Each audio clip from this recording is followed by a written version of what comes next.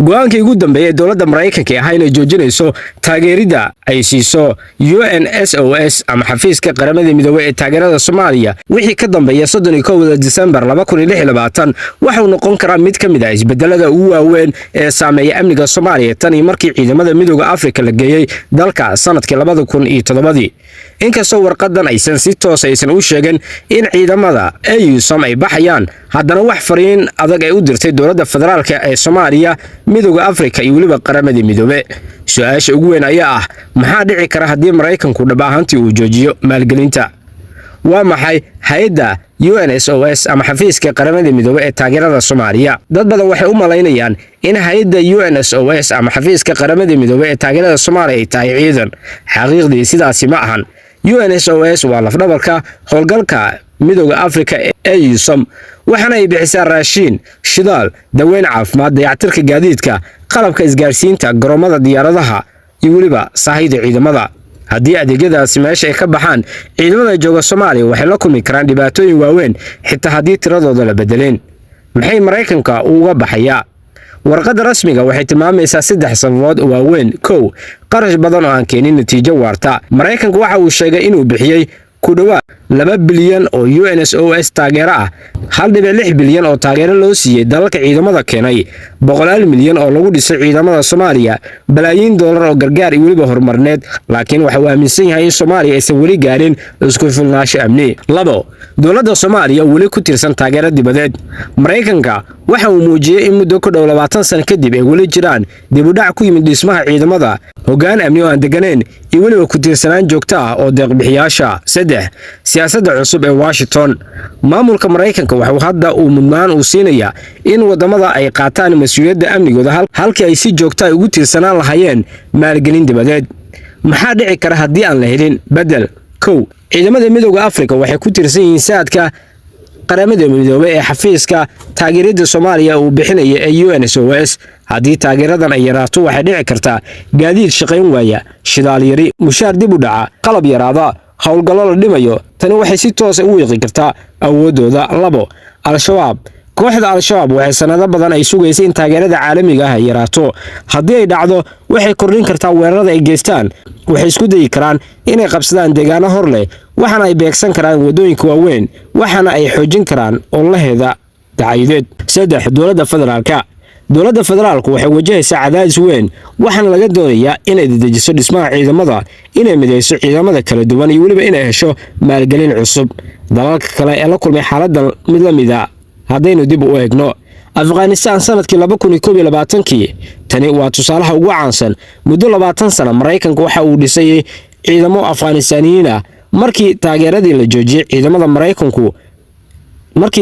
Mareykanka uu joojiyay ciidamadii Afghanistan ee dawladdu waa ay burbureen Taliban waxay qabsatay dalka toddobaadii gudood casharka ugu weyn waxa uu ahaa in ciidan aan isku filnayn uusan sii jiri karin marka taageerada dibadda ay joogsato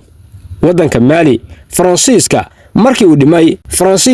markii uu dhimay joogitaankiisa dawladda Mali waxay wajahday amni darro kadibna waxay u jeesatay Ruushka waxana ay muujisay in marka hal quwad ay baxdo ay badanaan mid kale ay soo gasho Jamhuuriyadda Bartamaha Afrika markii taageerada reer galbeedku ay yaraatay dawladdu waxay la shaqaysay Ruushka qaabka amniga dalka ayaa gabi ahaanba isbedelay wadanka Ciraaq markii Mareykanka ciidamadiisa uu ka saaray sanadkii 2011 waxa xogeystay kooxda IS ama Daesh kadibna Mareykanka ayaa mar kale waxa uu ku noqday dalka casharka laga bartay waxa uu ahaa in bixitaan degdeg ah uu abuuri karo farqi amni wadanka Mozambique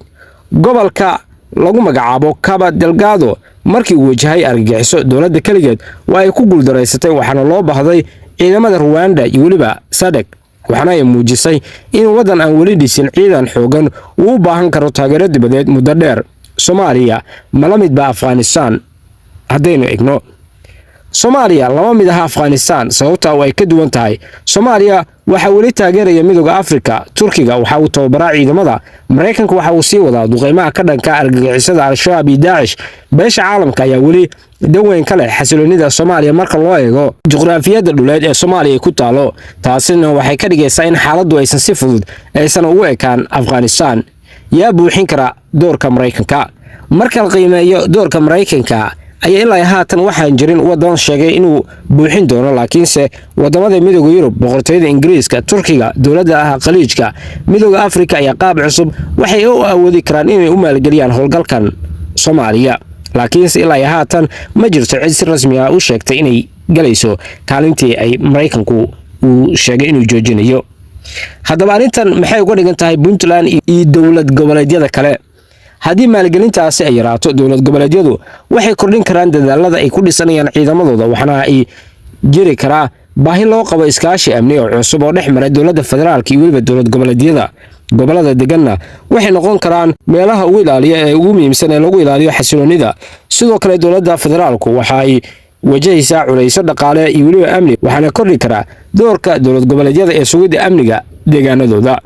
go'aanka Mareykanku ma aha oo kaliya arrin dhaqaale, waa fariin siyaasadeed oo muujinaysa in dulqaadka deeq-bixiyaasha uu sii yaraanayo haddii Soomaaliya ay ku guuleysato ama ay ku guuldareysato inay dardar-geliso dib u habeynta ciidamada, midayso hay'adaha amniga, isla mar ahaantaana hesho qaab cusub oo maalgelina. waxaana laga yaabaa in saameyntu ay noqoto mid la maareyn karo. haddii taas la waayana waxaa kordhi kara khatarta amni ee culayska dhaqaale iyo weliba fursadaha ay ka faa'iideysan karaan kooxaha hubeysan. sanadka 2026 waxaa noqon karaa sanad go'aamiya jihada amniga Soomaaliya. sanadaha soo socda haddii aan xal waara loo helin, waxa calaamad u noqon kara bilowga isku filnaansho amni. haddii aan xal la helina, waxa uu noqon karaa bilowga marxalad cusub oo Soomaaliya dib ay ugu laaban karto caqabado ay muddo dheer la tacaalaysay.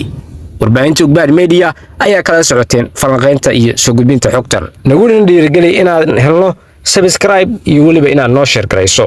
muuqaalkan ama aragtidaada hoos nagula wadaag.